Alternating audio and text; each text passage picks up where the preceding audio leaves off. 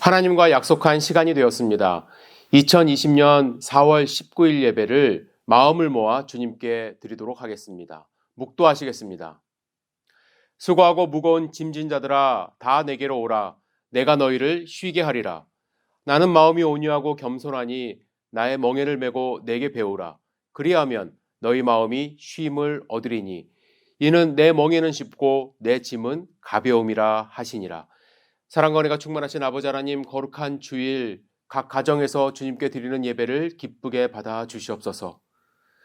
신령과 진정으로 주님께 예배를 드립니다. 마음을 모아서 드리는 예배를 받아주시고 하늘의 신령한 은혜를 부어주셔서 주님의 평안을 누릴 수 있도록 인도하여 주시옵소서. 예배의 처음과 끝을 온전히 주님께 의지합니다. 예수님의 이름으로 기도드렸사옵나이다. 아멘.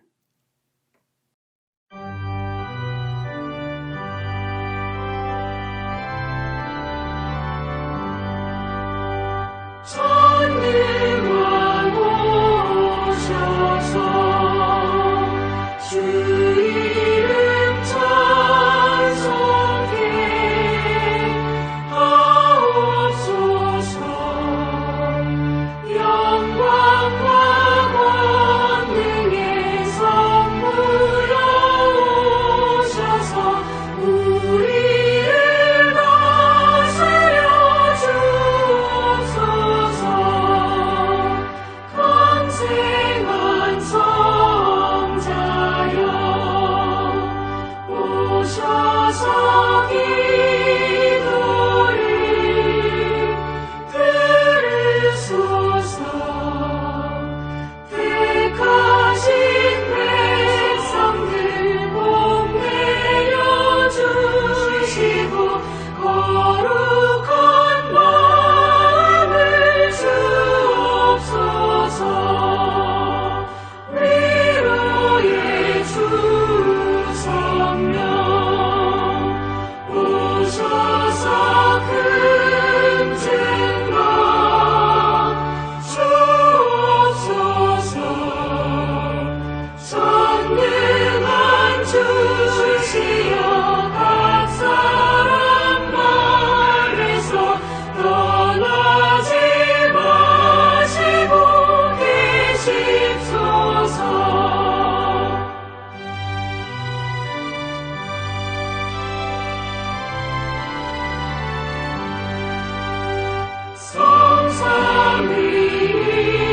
성삼위일체께 한없는 찬송을 드립니다. 존귀한 주님을 영광 준비하고 영원히 모시게 하옵소서. 아멘.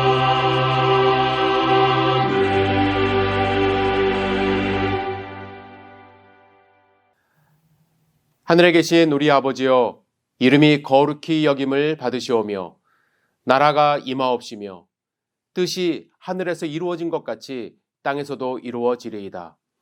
오늘날 우리에게 일용할 양식을 주옵시고 우리가 우리에게 죄 지은 자를 사하여 준 것 같이 우리의 죄를 사하여 주옵시고 우리를 시험에 들지 말게 하옵시며 다만 악에서 구하옵소서. 대개 나라와 권세와 영광이 아버지께 영원히 있사옵나이다. 아멘. 교회 소식 몇 가지 알려드리도록 하겠습니다. 코로나19 바이러스로 인하여 스테이 앳 홈 오더가 내려진 상황에 있습니다. 그래서 교회의 모든 모임이 일시 중단되었습니다. 하지만 지금 유튜브에 주일 예배와 함께 또 성경 공부 동영상도 조금씩 올라가고 있습니다. 업로드되고 있습니다. 주일 예배 가정에서 함께 참여해 주시고 또 평일에는 성경 공부 동영상을 보시면서 함께 주님의 말씀 또 묵상하시고 함께 배우는 시간 가지시기를 부탁을 드립니다. 지난 주일에 재정부에서 알려드린 바와 같이 주일 예배를 가정에서 드리신 후에 하나님께 드릴 헌금은 따로 보관해 주시기를 부탁을 드립니다.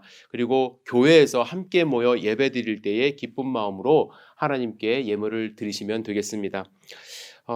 성도님들 소식을 좀 알려드리고 싶은데요. 김연균 형제님 가정, 또 고은실 자매님, 김경민, 또 찬빈이 가정이 4월 28일 한국으로 귀국하게 되었습니다. 그리고 김유준 형제님 가정, 또 성혜미 자매님, 그리고 딸 소윤이가 5월 4일에 한국으로 잠시 귀국한 후에 직장 관계로 뉴욕으로 입국하여 또 뉴욕에 정착하게 됩니다. 두 가정이 이주하는 과정 속에서 하나님의 인도하심을 받을 수 있도록 여러분들 함께 기도해 주시고요.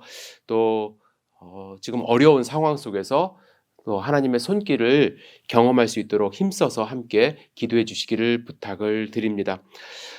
모든 성도님들이 또 안전할 수 있도록 서로 기도해 주시고 또 특별히 경제적인 어려움이 있는지 서로 연락해서 도움의 손길이 필요하신 분들을 알려주시면 교회에서 또한 적극적으로 도울 수 있도록 함께 힘을 모아주시기를 부탁을 드립니다. 이 시간 우리 힘있게 주님을 좀 찬양했으면 좋겠습니다. 찬송가 288장 예수를 나의 구주 삼고 함께 주님께 찬양 드리겠습니다.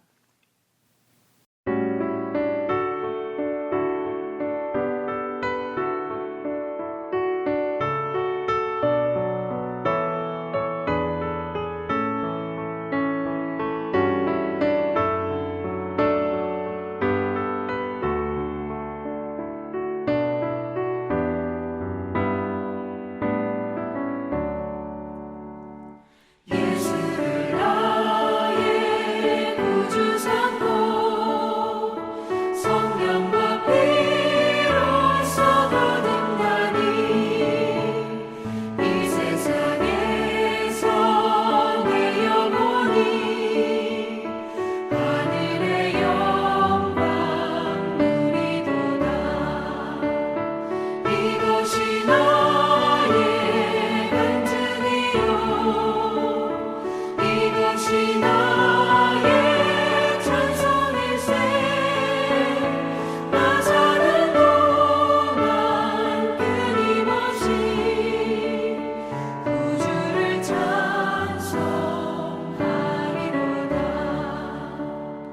온전히 주께 맡긴 내 영 사랑의 음성을 듣는 중에 천사들 왕래하는 것과 하늘의 영광 보리로다. 이것이 나의 간증이요 이것이 나의 찬송일세. 나 사는 동안 끊임없이 구주를 찬송하리로다.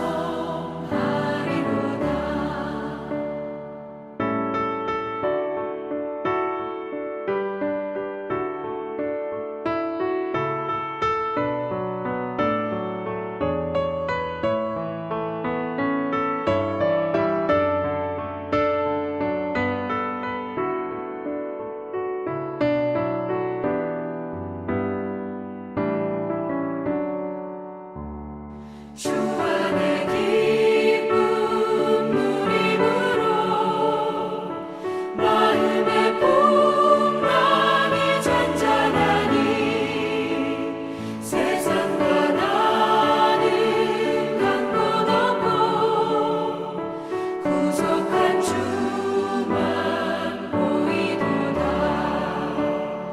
이것이 나의 간증이요 이것이 나의 찬송일세.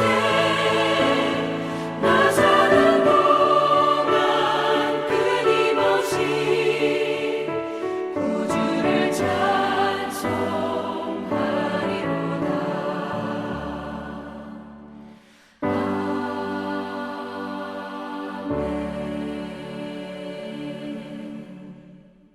우리 다 함께 기도하시겠습니다.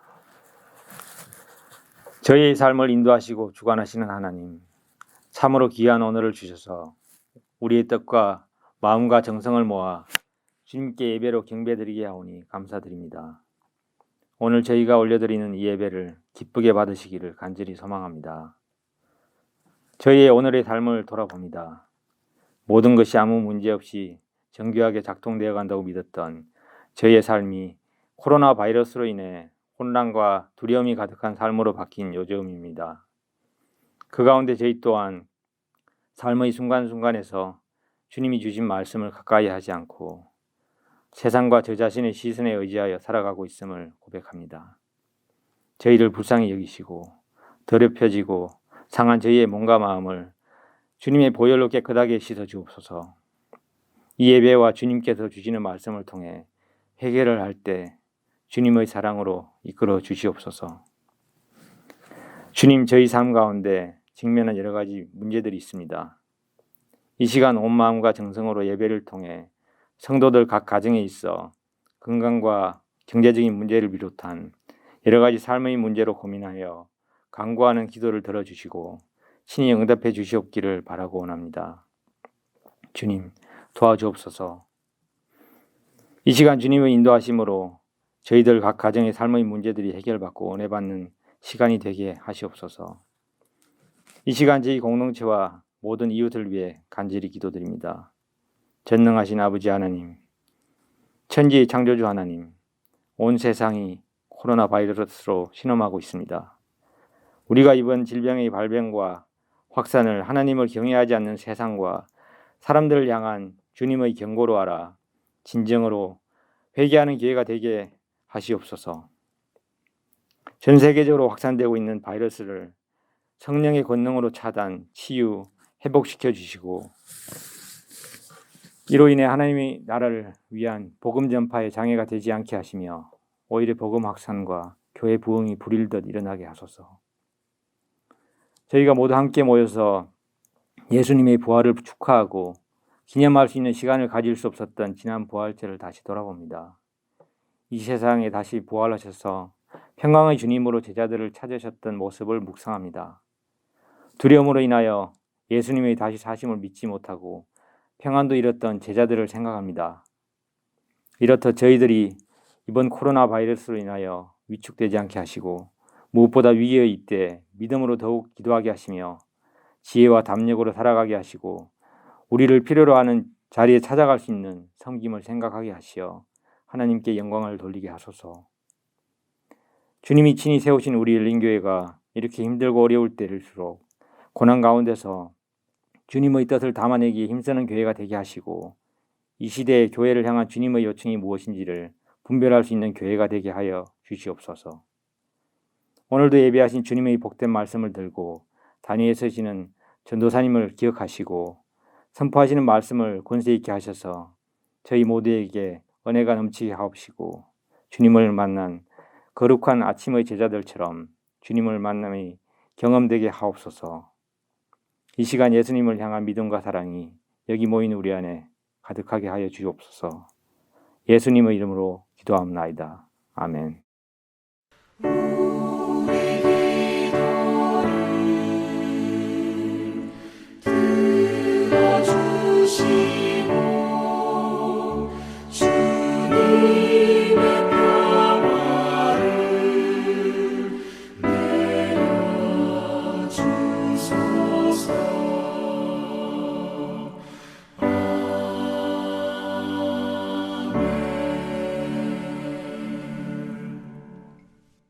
이 시간 우리 하나님의 말씀을 함께 읽도록 하겠습니다. 오늘 주신 말씀은 시편 131편입니다.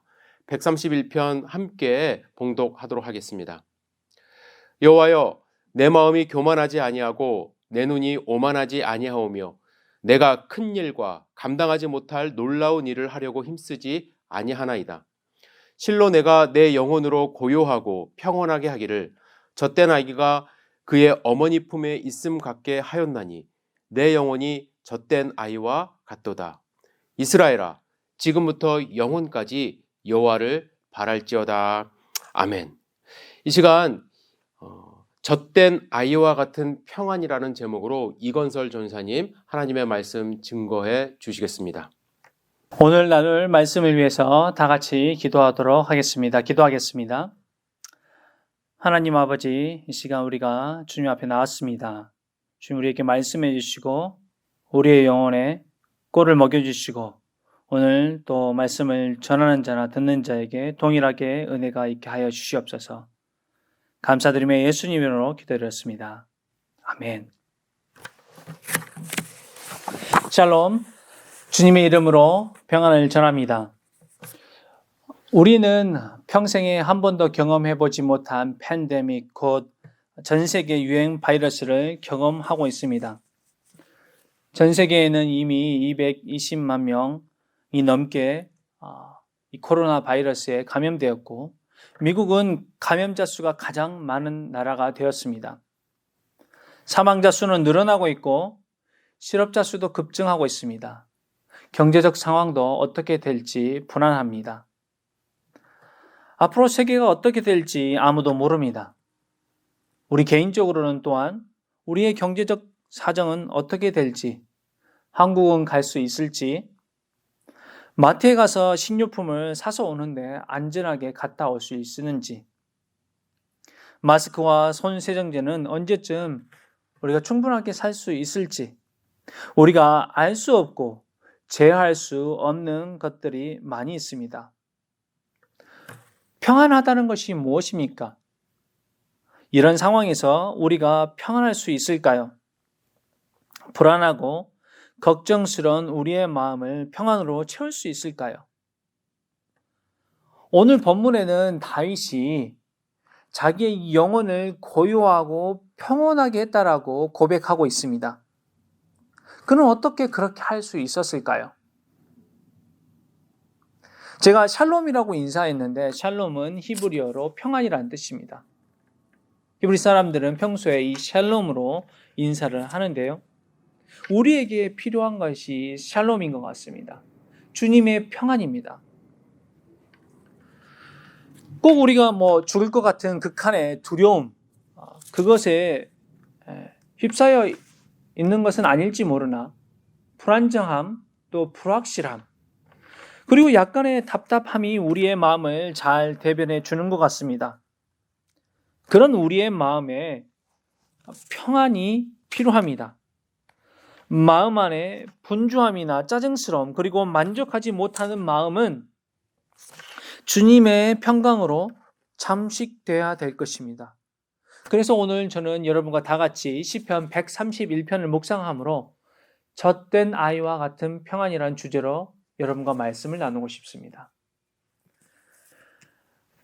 첫 번째로 나누고 싶은 것은 1절에서 발견할 수 있는데요. 그것은 겸손함으로 평안하자입니다. 다윗이 젖된 아이와 같은 평안을 누렸다라고 2절에서 고백하고 있는데 그 전에 1절에 전제 조건으로 겸손해야 할 것을 스스로 얘기하고 있습니다. 부정어가 3번 반복해서 나옵니다. 마음이 교만치 아니해야 한다고 말하고 있습니다. 눈이 높지 아니하오며 라고 말씀하고 계시며 마지막으로 큰 일과 미치지 못할 기이한 일을 힘쓰지 아니하나이다 라고 이야기하고 있습니다. 아니하다라는 이 표현이 3번 반복해서 나옵니다. 3가지 영역에서 우리가 이것을 볼 수 있는데요. 첫째는 마음입니다. 마음이 교만하지 않아야 된다는 것입니다. 둘째는 눈입니다. 눈은 우리의 태도를 대변해 주는 것입니다. 우리의 태도는 얼굴 표정이나 손짓, 말투, 말의 내용 여러 가지로 드러나지만 우리의 눈을 통해서 우리의 태도가 잘 드러나죠. 우리의 태도가 교만하지 아니해야 된다는 것입니다. 셋째로는 행위입니다. 큰 일과 미치지 못할 기이한 일을 힘쓰지 아니한다라고 이야기하고 있습니다. 다시 정리해서 얘기해 보면 마음과 태도 그리고 행위, 곧 전인격적으로 겸손해야 되고 자신의 한계를 아는 것이 중요하다는 것을 다윗은 고백하고 있는 것입니다. 이 말씀은 욥기의 38장에서 41장의 그 말씀을 연상하게 합니다. 하나님이 나타나셔서 욥에게 인간의 한계와 하나님의 놀라우심을 이야기하는데 몇몇 구절 여러분에 읽어드리도록 하겠습니다. 38장 4절입니다. 내가 땅에 기초를 놓을 때 내가 어디 있었느냐? 내가 깨달아 알았거든 말할지어다. 하나님이 이 천지를 창조하실 때 거기에 있지 않았다는 것이죠. 그리고 그 비밀한 것을 알 수 없다는 것입니다. 38장 19절에서 20절입니다. 어느 것이 광명이 있는 곳으로 가는 길이냐? 어느 것이 흑암이 있는 곳으로 가는 길이냐? 너는 그의 지경으로 그를 데려갈 수 있느냐? 그의 집으로 가는 길을 알고 있느냐? 알 수 없다는 것입니다. 인간의 존재로 놀라운 하나님의 비밀을 알 수 없다는 것입니다. 한국에는 세바시라는 프로그램이 있습니다. 미국의 테드랑 비슷한 프로그램인데요. 세상을 바꾸는 시간 15분에서 이 줄임말로 해서 세바시라는 프로그램이 있습니다.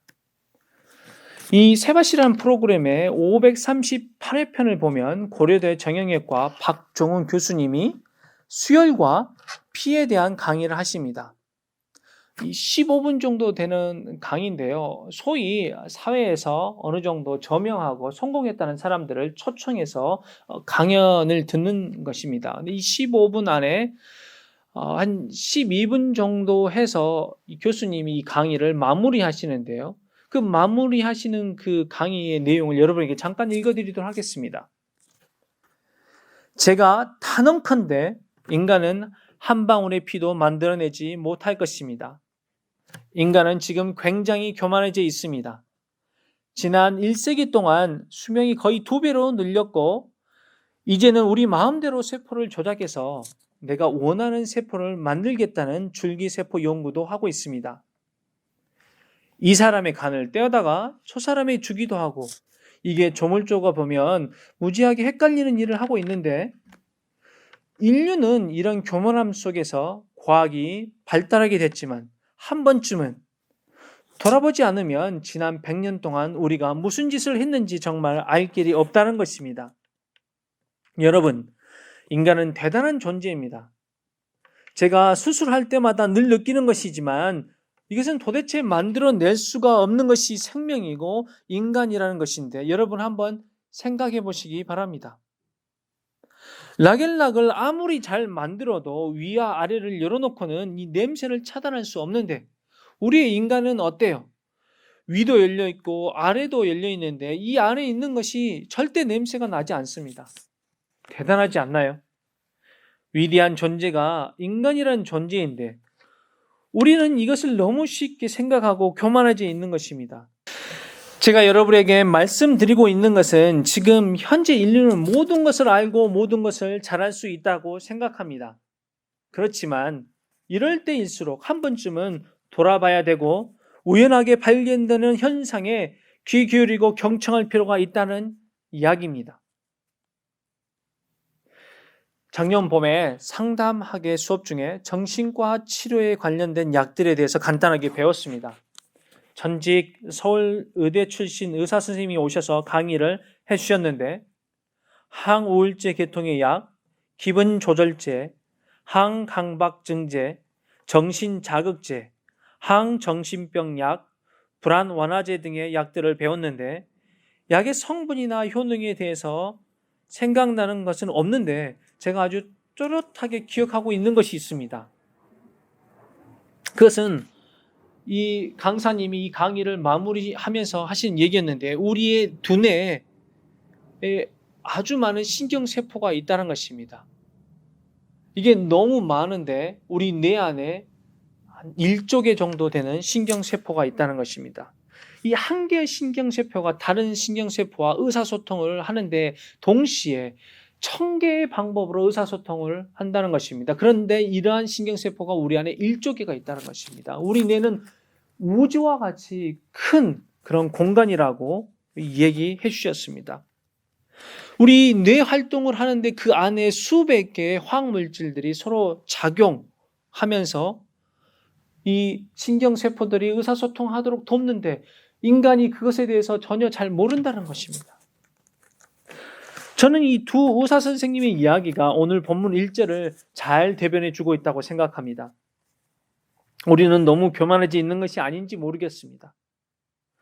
지난주 송성호 목사님께서 부활주일 말씀을 하시면서 이런 비슷한 맥락으로 아프리카 시인의 한 시를 소개해 줬던 것을 기억하실 것입니다.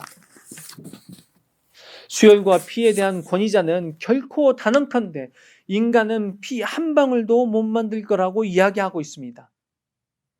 물론 인간이 할 수 있는 것이 많습니다. 그리고 하나님이 주신 지혜와 지식 그리고 능력을 가지고 계속 발전돼야 되며 다른 사람을 도와야 되며 하나님께 영광 돌려야 되는 것입니다. 그러나 우리가 우리의 한계를 알 때는 이것이 나의 한계라고, 이것이 우리의 한계라고 인정할 필요도 있다는 것입니다. 그때 겸손해질 수 있습니다. 그리고 한계를 알고 겸손해질 때 우리는 하나님 앞에 나아갈 수 있으며 하나님 앞에 맡길 수 있게 되는 것입니다. 그러면 하나님이 우리에게 평안을 주십니다. 그것은 나약해지라는 말도 아니고 게을러져야 한다는 이야기도 아닙니다. 우리가 어떤 문제를 직면할 때 쉽게 포기하라는 이야기도 아닙니다. 우리가 한계를 모르고 계속 도전해 와서 마치 포기하지 않는 것이 미덕이 되어 왔습니다. 그리고 세상 사람들은 다 그렇게 가르치고 또 그렇게 이야기합니다. 그러나 이러한 모습이 극단적으로 치우치게 될 때는 우리의 마음이 쉬지 못하게 되는 것입니다. 마음은 분주하고 걱정하며 계속해서 이리저리 헤매합니다. 다른 사람에게 맡기지 못하고 어쩌면 가족과의 건강한 시간을 가지지도 못하게 될 것입니다.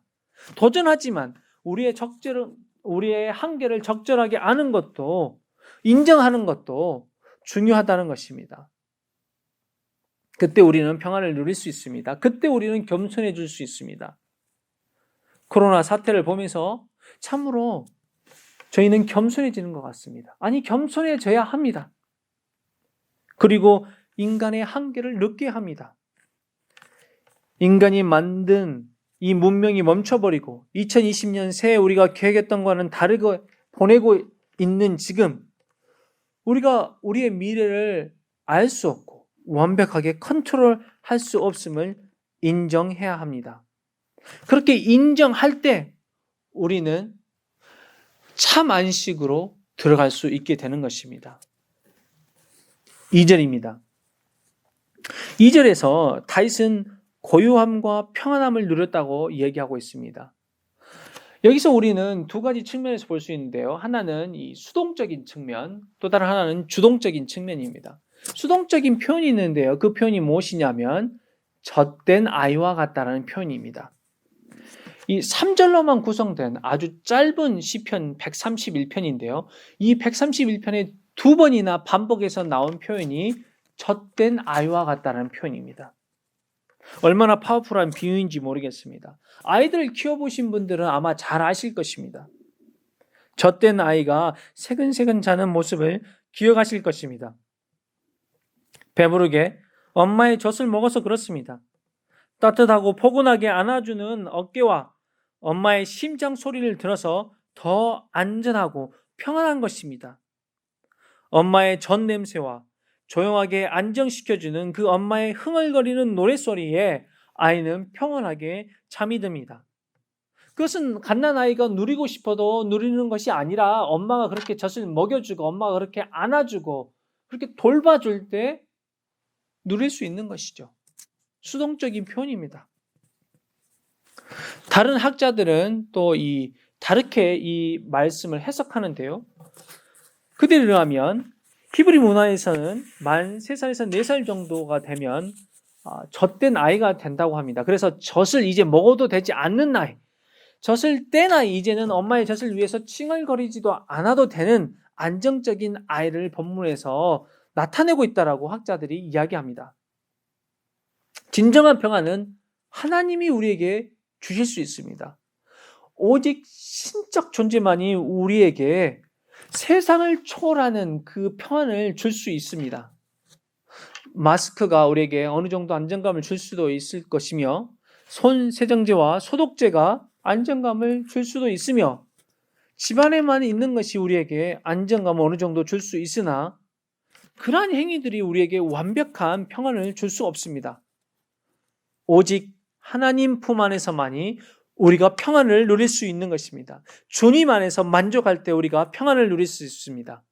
주님이 우리를 안아주시고 영적으로 먹여주셔서 우리가 평안을 누릴 수 있습니다. 이제는 칭얼거려도 되지 않게 주님 앞에서 자라게 될 때 우리가 그 평안을 누릴 수 있게 되는 것입니다. 그 평안을 소망하는 저와 여러분이 되기를 바랍니다. 그리고 2절에서 또한 우리가 주동적인 표현을 찾아볼 수 있습니다. 그것은 시편에 보면요, 가끔 재밌는 표현이 있는데요. 예를 들면 내 영혼아 기뻐하라 라는 이런 표현들이 있습니다. 마치 내 영혼에게 내가 명령할 수 있듯이 이렇게 표현하는데요. 오늘 본문에서도 내가 내 심령으로 고요하고 평온케 하기를 라는 이 주동적 표현이 나옵니다. 내 마음은 주변의 상황에 그냥 이끌려 다니는 바람이나 물과 같은 것이 아니라는 것입니다. 그냥 이리저리 끌려다는 것이 아닙니다. 내 영혼은 내가 내 의지적으로 평온케 하는 것입니다. 물론 우리가 아무리 노력해도 누릴 수 없을 때가 있습니다. 그때 하나님이 주셔야 합니다. 그러나 또 가만히 아무런 노력도 하지 않고 오히려 평안하지 않으려고 애쓰는 사람에게 평안이 임하기는 어렵다는 것입니다. 한동안 아무 생각 없이 뉴스를 계속 접했던 적이 있습니다. 막 미국에서 이 코로나가 많이 이렇게 증가할 때였습니다. 아침에 일어나자마자 오늘은 몇 명이나 더 감염자가 생겼는지, 잠들기 전에 영어 공부한다는 핑계로 뉴스를 들으면서 이러한 상황들을 체크하게 됐습니다. 그 며칠 사이에 제가 제 스스로 발견한 것은 무엇이냐면 제가 평안하지 않다는 것이었습니다. 물론 때로는 적절한 정보가 우리에게 필요합니다. 하지만 우리가 너무 많은 그러한 정보들 접하게 될 때 우리 안에 평안이 없다라는 것입니다. 내가 내 심령으로 고요하고 평안케 해야 할 것입니다. 우리의 마음이 무엇으로 채워져 있습니까? 분주함, 걱정, 근심, 희망 없음, 막연함, 불안함, 가짜 안정감은 외적인 것과 눈에 보이는 것으로 안정감을 만들려고 합니다. 우리의 마음을 그것들로 채우려고 합니다. 그러나 눈에 보이는 것이 우리의 내면을 채울 수 없습니다. 보이지 않는 내면은 보이지 않는 것으로 채워져야 됩니다. 영적인 것, 하늘의 것, 하나님만이 주실 수 있는 것으로 채워져야 합니다. 결국 환경이 어찌했든 진정한 평안은 내면에서 그리고 하늘에서 형성되는 것입니다. 그것을 잘 훈련했던 사람이 사실 오늘 본문을 쓴 다윗입니다. 다윗의 삶을 생각해 보십시오. 그의 삶은 평안할 수 있는 그런 삶이 아니었습니다. 다윗도 평안했는데 다윗의 삶을 생각해 보면 우리도 평안할 수 있다는 그런 생각을 해봅니다. 그는 죽음의 문턱을 몇 번이나 가지 않았습니까? 충성을 바친 사울 앞에서 하프를 치고 있는데 그가 창을 던져서 창의 끝을 피해야 되지 않았습니까? 사울이 계속 그를 쫓아와서 사막으로 도망가야 됐으며 굴에 숨어야 됐으며 심지어는 적군의 나라에 가서 침을 흘리고 미친 척을 해야 됐습니다. 또한 자기 아들에게 쫓겨나 왕궁에서 도망가야 됐습니다. 수많은 전쟁터에서 칼과 창을 피해야 되는 그런 상황이었습니다. 그런 그가 오늘 본문에서 실로 내가 내 심령으로 고요하고 평온케 하기를 젖된 아이가 그 어미 품에 있음같이 하였나니, 그런 이 모든 상황에서도 하나님을 의지함으로 젖된 아이와 같은 평안함을 누렸습니다. 죽음의 문턱에서 여전히 평정심을 유지하고 평안함을 누렸던 또 다른 한 분이 계십니다. 그분은 예수 그리스도입니다.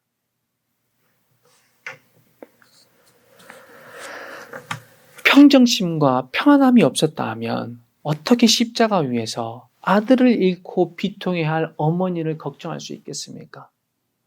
손과 발에 못이 박혀서 극한의 고통 가운데 있는데 어떻게 같이 매달린 강도를 걱정하고 그를 구원할 수 있겠습니까? 옷이 다 벗겨져 버린 채 수치심에 십자가에 매달려 있는데 어떻게 그를 조롱하고 소리 지르며 십자가에 못 박이라고 했던 그 군중들의 죄를 걱정하며 그렇게 십자가에 매달릴 수 있습니까? 그런 의미에서 내적 평안과 평정심을 유지한다는 것은 고통이 없어진 것과는 별개의 문제인 것 같습니다. 고통 속에서도 평정심을 유지하고 평안을 누릴 수 있습니다. 예수님의 상황을 인간적으로 생각해 보면 억울하게 왜 내가 죽어야 할까라고 소리 지르는 것이 당연할지 모르겠습니다. 나는 모함을 당했다라고 간절히 항소해야 합니다.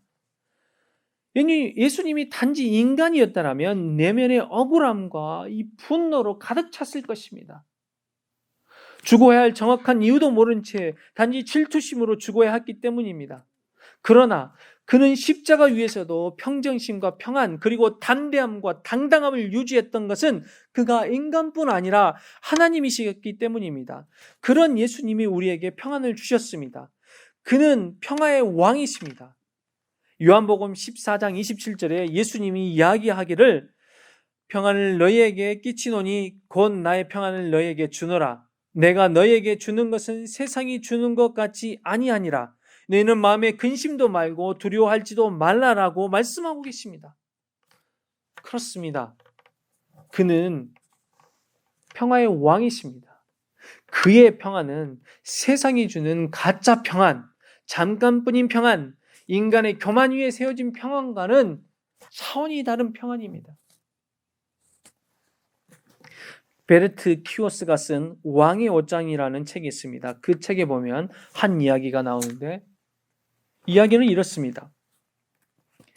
오래전에 한 남자가 평안에 관한 완벽한 그림을 찾았습니다. 그는 만족한 작품을 찾지 못한 채 그림 걸작품을 제작하기 위한 콘테스트를 발표했습니다. 도처에 있던 예술가들의 상상력을 불러일으켰고 화가들은 콘테스트에 참가했고 아주 먼 곳에서도 그림들이 도착했습니다. 마침내 콘테스트 결과를 발표하는 날이 되었습니다. 심사위원들은 차례로 평화스러운 그림들을 공개했고 관중들은 박수를 치며 환호했습니다. 콘테스트가 진행되어 갈수록 긴장은 고조되었습니다. 오직 2장의 그림만이 베일에 가려져 마지막 경쟁을 하게 되었습니다. 심사위원 중 한 사람이 베일을 벗겨내자 군중들 위로 침묵이 흘렀습니다. 거울같이 깨끗하고 부드러운 호수 위에 잔잔한 물결이 레이스처럼 비추었고 불그락 푸르락한 저녁 노을 하늘 아래 푸르스름한 나무 한 그루가 보였습니다. 녹색의 풀이 무성한 호수를 따라서 양떼가 방목되어졌으며 풀을 평온하게 뜯고 있었습니다. 확실히 이것이 우승자였습니다.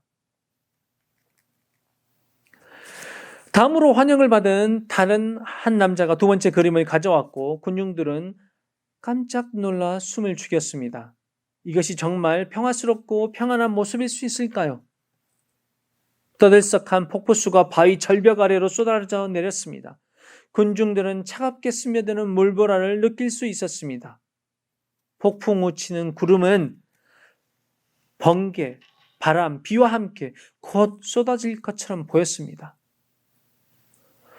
벼락 소리와 매서운 한기가 느껴지는 그림의 한가운데 움푹 패인 나무가 이 폭포의 가장자리 바위에 달라붙어 있었습니다.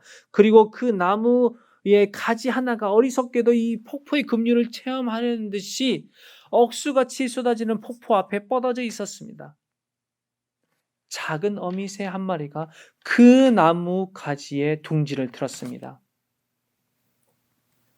작은 어미새는 만족해 보였고 몰아치는 폭포의 환경에도 동요하지 않고 자기가 낳은 알을 품고 그 위에서 휴식을 취했습니다. 작은 새는 눈을 감고 평온해 보였고 날개로 알을 감싸고 있었습니다. 그 작은 새는 세상의 모든 환란과 폭풍을 초월한 평온을 나타내고 있었습니다. 그 작은 새처럼 우리는 큰 혼란과 폭풍과 치는 환경에 살고 있습니다. 불확실성은 우리 주변에 널려져 있고 끊임없이 우리를 압도하겠다고 위협하고 있습니다. 우리는 작고 세상의 강력하고 파괴적인 그 힘들 앞에서 우리는 매우 취약해 보입니다. 하지만 그 모든 것 가운데 하나님은 우리에게 초자연적인 평안을 주십니다. 3절입니다. 3절에서 여러분에게 나누고 싶은 것은 하나님의 진정한 소망을 다 같이 바라자입니다. 3절에 여호와를 바랄지어다. 이 바라다라는 이 히브리어 단어는 야헬이라는 단어입니다. 이 뜻은 기다리다, 희망과 소망을 가져라는 뜻입니다. 그러니까 하나님에게 희망을 두어라, 혹은 하나님 안에서 기다려라는 뜻이 되는 것입니다. 우리는 코로나로 인해서 백신의 소망을 둡니다. 하루속히 과학자들이 백신을 개발하고 치료약을 개발해서 지금 문제가 진정되기를 소망합니다. 하지만 진정한 소망은 그들 손에 있는 것이 아니라 그들을 주장하시는 하나님에게 있는 것입니다. 에이즈 약이 코로나에 좋다고 그랬을 때 금방 이 문제가 해결될 줄 알았습니다. 말라리아 약이 게임 체인저라고 미 정부에서 발표할 때 금방 이 문제가 해결될 줄 알았습니다. 신문에는 무슨 약이 임상 실험에 들어갔다며 우리에게 소망을 주는 것 같지만 아직 아무도 모릅니다. 약을 만드는 과학자도, 그분들을 독려하고 지원해주는 정부도 우리에게 희망을 주는 건 사실이지만 진정한 소망은 하나님에게 있는 것입니다. 이 바이러스가 여름에 주춤했다가 가을에 다시 창궐할 수도 있다는 어떤 과학자들의 예측이 있으나 누가 그것을 알겠습니까? 여름에 사라질 수도 있고 가을에 사라질 수도 있습니다. 과학자들이 할 수 있는 것은 그들 손에 맡기고 우리가 할 수 있는 것은 주님에게 소망을 두는 것입니다. 그리고 정부와 과학자들이 일을 잘하도록 기도하는 것입니다. 나는 하나님 여호와가 일하실 것을 기대하는 것입니다. 3절에 우리가 또 주목해야 될 표현이 있는데 그것은 이스라엘아라는 표현입니다. 1절, 2절에서 내라는 표현이 6번 해서 이렇게 반복해서 나오는데요. 이 1절, 2절에서 나의 평강에 관심을 가졌다라면 이 3절에서는 공동체적인 표현을 하고 있는 것입니다. 이스라엘아라고 이렇게 표현하고 있습니다. 개인적인 소망뿐 아니라 공동체적인 희망을 하나님에게 둬야 한다는 것을 나타내고 있는 것입니다. 나만 평안하면 되는 것이 아니라, 나만 희망이 있으면 되는 것이 아니라 공동체 전체가 같이 하나님에게 소망을 두는 것을 강권하듯이 그렇게 표현하고 있는 것입니다. 이스라엘아라고 지칭하고 여호와를 바랄지어다라고 이렇게 명령하듯이 이야기하고 있습니다. 열린교회 공동체가 같이 평안하고 소망을 가지기 위해 서로 격려 전화도 할 수 있을 것입니다. 문자를 보낼 수도 있을 것입니다. 성도들을 위해서 기도도 할 수 있을 것입니다. 작은 선물을 집 앞에 갖다 둘 수도 있을 것입니다. 방법이 어떠했든 우리는 자신만의 평안에만 초점을 맞추기보다는 이 공동체의 다른 지체들에게도 관심을 가지고 그들도 하나님에게 소망을 둘 것을 격려해 주고 위로하고 관심을 가져줘야 할 것입니다. 건강이 안 좋아지신 분들이 계신지, 재정적으로 안 좋아지신 분들이 계신지, 이제는 교회에 나온 지 얼마 되지 않아서 외로운 분은 안 계시는지, 영적으로 다운되는 분은 계시지 않는지 우리가 관심을 가져야 될 때인 것 같습니다. 그리고 이렇게 다 같이 하나님에게 소망이 있다는 것을 깨닫고 그리고 또 그렇게 같이 독려할 때 그 희망과 소망은 배가가 될 것입니다. 또한 그렇게 하나님에게 소망을 두는 것은 한시적인 것이 아닙니다. 지금부터 영원까지 이어야 됩니다. 이 3절에 그렇게 표현하고 있는데요. 단지 이 코로나로만 인해서 이 시간에만, 이 기간에만 하나님에게 희망을 두는 것이 아니라 지금부터 영원까지 하나님에게 소망을 두어야 될 것입니다. 우리가 살아오면서 그런 경험을 많이 했지 않습니까? 학생 때는 우리가 시험 기간에는 하나님에게 소망을 두고 하나님만 최고인 것처럼 그렇게 매달리고 기도하다가 시험이 끝나면 하나님이 금방 잊어버리고 우리가 몸이 아프고 재정적으로 어려울 때, 문제가 있을 때는 하나님에게 매달렸다가 그것이 문제가 해결되면 하나님을 잊어버려. 그리고 하나님을 의지하지 않고 그렇게 살아온 것이 우리 인간의 연약한 모습이지 않습니까? 지금부터 영혼까지 계속적으로 그분을 기다리고 그분에게 소망을 두기를 소망합니다. 결론을 맺겠습니다. 저와 여러분이 온라인으로 예배를 드리며 우리의 평생에 어쩌면 처음이자 마지막, 어쩌면 손에 꼽힐 정도로 적은 경험을 하고 있습니다. 이 시간 그냥 막연하게 집에서 시간을 보내는 것이 아니라 하나님이 주시는 참 평안을 경험하기를 소망합니다. 우리의 한계를 알고 하나님 앞에서 겸손해지고 겸비해지는 시간이 되기를 원합니다. 같은 희망을 가지고 격려하는 공동체가 되기를 소망합니다. 안토니 호케만은 그의 책 성경과 미래에서 이야기하기를 하나님은 역사의 하나님이시다. 역사는 의미를 가지고 있고 방향이 있다. 우리가 늘 역사 속에서 하나님의 뜻을 분별할 수 있는 것은 아닐지 모르나 그러나 거기에는 하나의 목적이 있는데 그것은 우리의 믿음에 관한 중요한 의미가 있다. 역사의 한 페이지에 계신 여러분, 우리가 하나님의 뜻을 알 수 없지만 그 순간에 우리의 믿음이 성장하는 시간이 되어지기를 소망합니다. 내 영혼에 참 평안을 주는 분이 하나님임을 경험하는 시간이 되기를 기도합니다. 좀 더 기도함으로 하나님 앞에 겸비해지는 시간이 되기를 소망합니다. 다 같이 기도하도록 하겠습니다. 하나님, 오늘 말씀을 통해서 우리가 인간이 얼마나 연약한 존재인지 또 우리가 겸손해야 될 것을 알게 해주시니 감사합니다. 또한 진정한 소망이, 진정한 평안이 하나님께 있음을 말씀해 주시니 감사합니다. 우리가 그 주님 앞에서 늘 겸손해지고 기도함으로 주님 앞에 나아갈 수 있는 저희가 될 수 있도록 인도하여 주시옵소서. 감사하며 예수님 이름으로 기도드렸습니다. 아멘. 다 같이 찬송가 406장 고난 내 영혼 편히 쉴 곳과 주님이 주신 평안을 사모하는 마음으로 찬양하도록 하겠습니다.